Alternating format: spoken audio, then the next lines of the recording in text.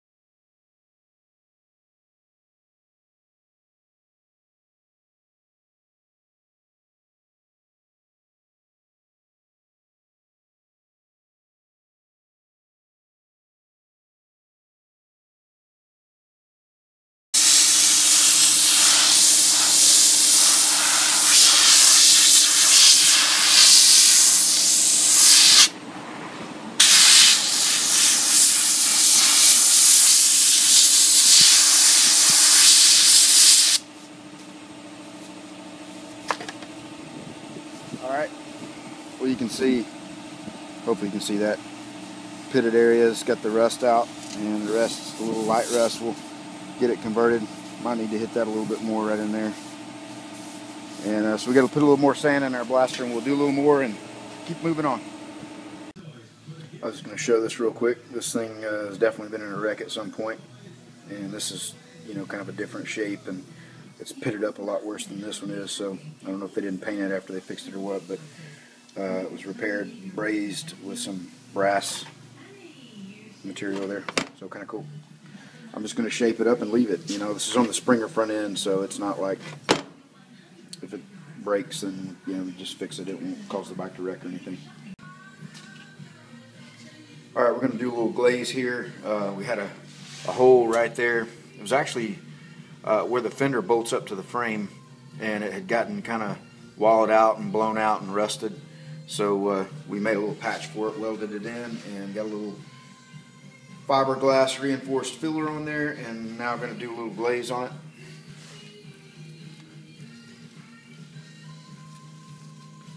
And get it open.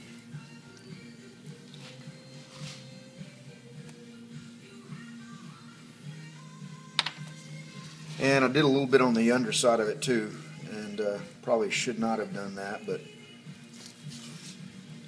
that ought to be enough. Well, let's do a little more there.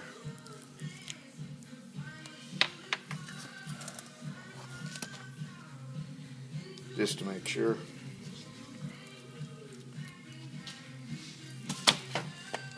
A little bit of hardener.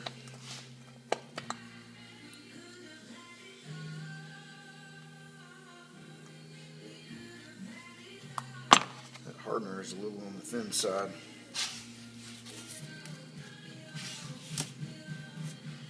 And I know you're not supposed to use cardboard, but I figured just mixing up a little bit right here, it won't hurt. And that's all I got.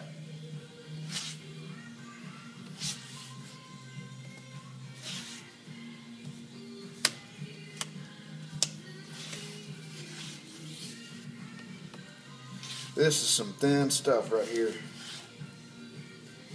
So I'm going to put a little on the back side first.